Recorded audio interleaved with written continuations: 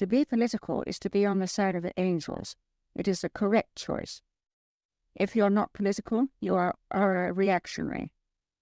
If you're not God's child, you are the devil's. Everyone is preoccupied with politics and with sex. These are the imperatives of our time. A century ago, it was religion. Christianity is struggling to attain the total allegiance of minds made freer by the opening up of the world by science, by information. Religion and nationalism. 200 years ago? 300? Every epoch has different preoccupations, judged by posterity as symptoms. It was as a direct result of writing the Golden Notebook that I started an active study of mysticism. I was at a stage in my life when everything had to change. Into my 40s, and behind me battles about sex, about politics, fight all the way. I shaped that book to say, because it was what I had learned, that if one divided oneself up, lived with a compartmented mind, it was to invite disaster, which could be cured sometimes only by breakdown. I was surrounded by people in breakdown because of sex, because of politics. The book was taken as a trumpet for women's liberation. All right, fair enough, it was written by a woman. But the status of women was not then my priority.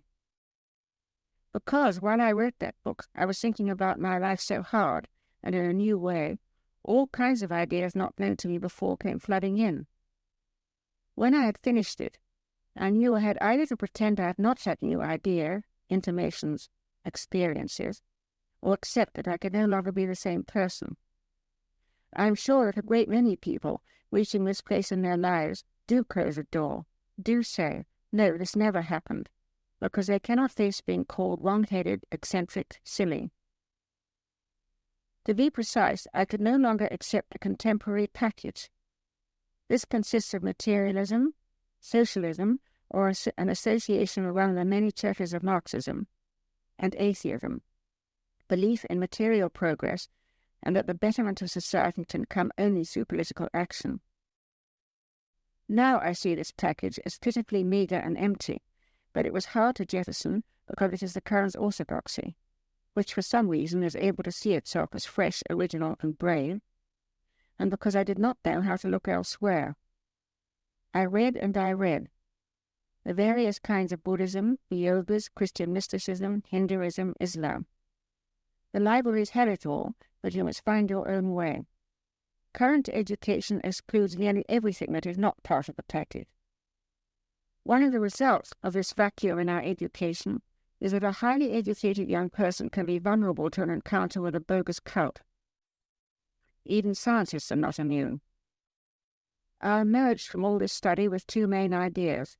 One, that all religions and types of mysticism say the same thing in different words, that it is possible for anyone to transcend the little cage, which is how some people experience ordinary life, and to come nearer to God, or Allah, or the Almighty, or the other, that power greater than ourselves, who is not to be made the property of any religion or sect or arrangement of words. Two, that in this area one should have a guide, otherwise the journey can be dangerous. At once I came up against a formidable barrier, in myself and in society. Everywhere in the world, but those societies we call the West, or those that are Western, probably temporarily, because they are communist, the idea of an exemplar or teacher is a foundation of culture. Had I been in, let us say, India or Japan, to choose a teacher would have been what ordinary people did. But the West long ago outlawed this idea, making the churches the sole road to God. I am of that rapidly increasing number of people who see early Christianity as a history of power lovers getting rid of any people or evidence that did not suit their purposes. Over 300 contemporary accounts of Jesus were destroyed by them. Jesus became God, unlike in Islam, which does not claim divinity for Muhammad, but says he was the last in a long line of public teachers, among them Jesus. In the West, to accept a teacher is to know you will be described as weak-minded, easily influenced, in need of a father figure. It is hard on one's pride. And I had had more than enough of power lovers, mostly male, in politics. As far as I was concerned, they were indistinguishable from priests. I disliked everything I heard or read about gurus. I did not then know that Sufis regard the guru phenomenon as a degeneration and the people who pursue them as unfortunate. In the course of my search, I explored a number of sects and cults.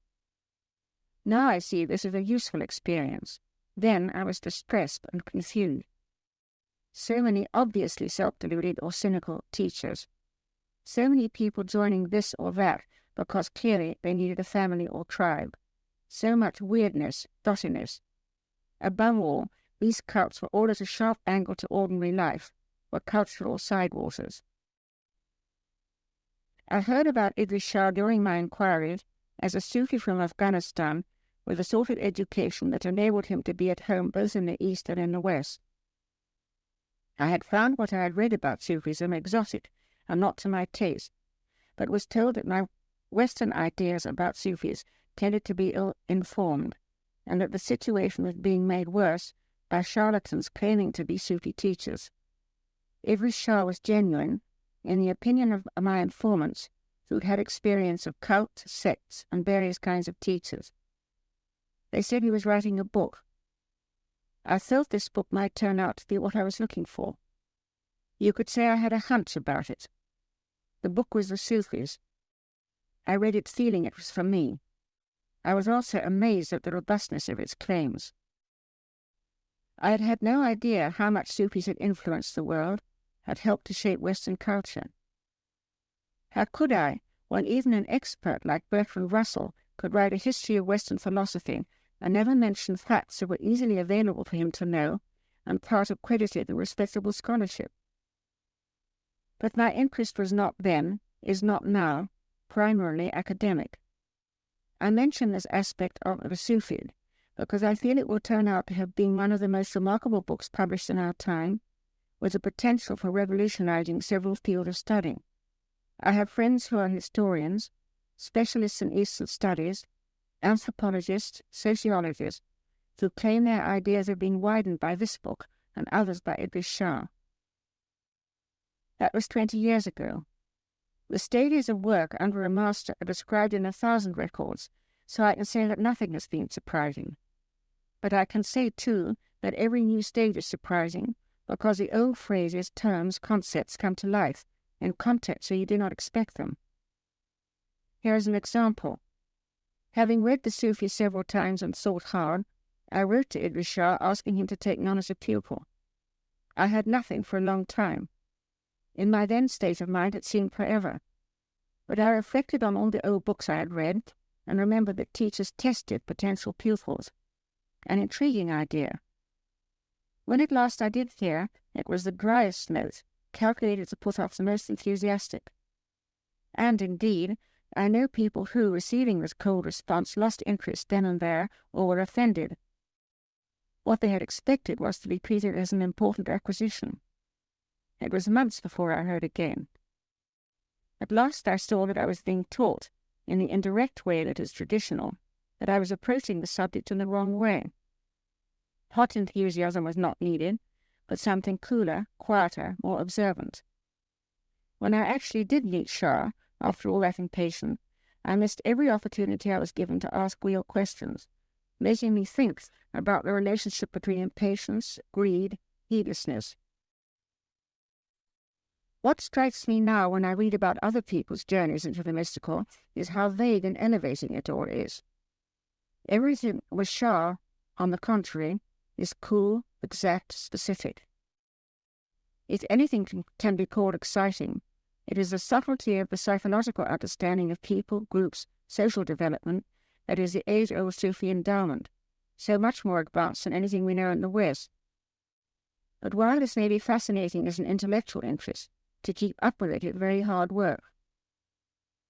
It is easy to illustrate the Sufi claim that it is not possible to explain things beyond a certain point to someone outside the Sufi context.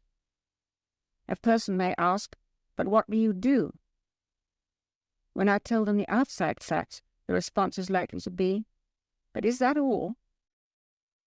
Yet this can also happen with people who have attended Shah's teaching sessions even for some time. One man, when I asked why he had sat through a session, said, but Shah wasn't doing anything. Shah teaches in subtle, sometimes difficult to observe ways. This is because we are accustomed in ordinary meetings, political or otherwise, to look for emotional arousal and excitement, because in our culture we are continually assaulted by strong stimuli. For many people it happens that everything that took them to the Sufis in the first place is soon shed. The demand for instant enlightenment, an appetite for secrets and for exciting occasion, described by Shah as thrills, spills and chills. The insistence, I want it now. All the responses, in fact, of our having and wanting society. Or the hopeful student leaves because none of these desires are fed anywhere near a real Sufi. Another difficulty. If it was hard to accept that one needed a teacher, it was hard to accept one's fellow pupils. I remember the surprise in every face on a certain evening at a certain preparatory class. What, these people, one's spiritual fellow aspirant? For we arrange our lives to exclude abrasive people, particularly those who do not share our opinion. I, for one, did not know that this is what I had been doing until I found myself with people chosen by a different measure, was made to see how very intolerant, in fact, we all tend to be. We were invited to study contemporary psychology, the information relating to the structure of groups. People put together with others they have not chosen will react automatically with suspicion and dislike. It is the group animal in us. We were told that the Sufis did not start at a level lower than had been attained by the society they were working in, and that if we wished to equip ourselves with more sophisticated information, we could begin by familiarizing ourselves with the research available on the shelves of any bookshop in the field of psychology, anthropology, sociology. We could first become adequately equipped people in terms of our own culture. It will be seen that not everyone in pursuit of higher knowledge will find this enticing fare. Other people, myself among them, were relieved that the real achievements of our own cultures were recognized. Sufis say that every new introduction of the Sufi tradition is framed in contemporary terms, using the conventions of the society as a vehicle. I have found this to be so. People with an appetite for the archaic or the bizarre have to leave. As the English Sufi Richard Burton said 100 years ago in his marvelous poem, The Qasida, what we have to learn first is how to unlearn. Unlearn thirst for sensations, flattering, attention. Unlearn national, racial, class biases. Shah's pupils are of all religions, nationalities, races, classes, every type of education and experience. There are as many women as men. We all have to have a solid base in our own cultures, living as ordinary people, learning how to be really useful to humanity, aspiring one day to be in the world but not of it. The human being is given by nature little more energy than what is needed to maintain the species, to reproduce and to live out our very short span. But if we want to be fit for the journey beyond the limits of ordinary life, we have to learn not to waste energy, which we do by busying ourselves too much with material things and by using our minds in wasteful and damaging ways. You will have seen that I am describing concepts familiar to us from the religions, put here in a different context. Rescue from being sins or sources of guilt, reintroduced simply as tools. It is not wicked to eat and drink too much, not a sin to be envious, but gluttony makes the way more difficult, and thoughts of enmity keep the mind in a seethe, making subtler inputs impossible. And, besides, laws operate that we have not been taught about, whether we have had the benefit of religion or not. Thoughts of anger, jealousy, enmity, and revenge bring retribution. There is nothing theoretical about this. Slowly you learn to see patterns where before you saw nothing because you were being over-emotional.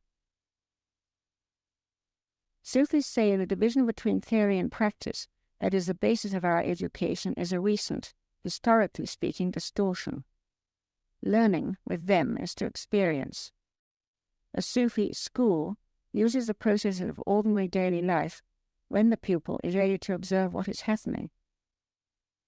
The pupil has to study Learning How to Learn, the title of one of Shah's books. You have to be able to concede if the teacher is someone who is able to direct all this, to concede that there are those who are better and cleverer than oneself. This certainly does not mean the holy, holy, holy, this man or woman is an avatar approach that leads to emotional intoxication and dulling of the mind. It means a readiness to watch what the teacher is doing and to reflect on it. It may take a long time to understand what that word teacher means. Not always or necessarily something personal. It took me some time to see that Shaw was using with me the mirror technique, which I knew about in theory because it is clearly described. He was using it in all kinds of ways. In letters, for instance, where my faults of thought and application were copied with such insight that it was hard not to lose a determination to learn and admiration. One of the first things we were told was that we all rush after leaders and gurus, political and religious, because we've been taught to admire leaders, to want to be given orders, to join groups, to submit ourselves to authority, to say that knowledge is beyond, and that at the best we can have it only when we're dead. We have learnt negative and defeatist attitudes through 2,000 years of an authoritarian religion that has left scars in our minds. We have internalized its rigidities. But we have not been taught that this is what we are like. On the contrary, we are told we are free, democratic, self-determined, individualistic, and as a result, we're infinitely vulnerable to being conditioned, to tyrant, propaganda, gurus, and leaders, to priests of all kinds. But if you want to learn the Sufi way, then all this must be left behind. Their aim is to become, after a preparatory process, a person able to manage his or her own development, and it is not easy. Throughout the preparatory process, you're expected to study the written material Shah makes available, most of it in his published books. There is a great deal of it, of infinite variety, from scientific information to poetry, and jokes, and tales, some of it new minted, some of it old. Altogether, it is arranged to make a whole, right for this time, a matrix in which new outlooks and new experiences can develop. It takes time and trouble to familiarize oneself with this material, but it is an essential basis for learning with Idris Shah. There are pupils all over the world who are not in groups, who have not met Shah, but who value this material as a means of self-development. 20 years can be regarded as a long time, not when you have become attuned to the Sufi way of thinking in millennia. The human community is evolving, all of us, whether we know it or not. We, the creatures of now, are in the caterpillar stage, are, if you like, the missing link. The claim is that Sufis are aligned with the evolutionary drive. Students are not given the promise, you are chosen to be saved, but if you can learn to align yourselves with us, you can contribute to the real progress of humanity. Finally, people ask, how can you, a feminist, have anything to do with an Islam-based study? First, the real Sufis will say that Sufism is not more Muslim than Christian, that it predated Islam and Christianity because it has always been in the world under one name or another or none, and cannot be equated with the temporary phase of any culture, though it found a home within conventional Islam for a time. Secondly, it is not enough for us to be concerned with the situation of women. It is the situation of humankind that should be our concern.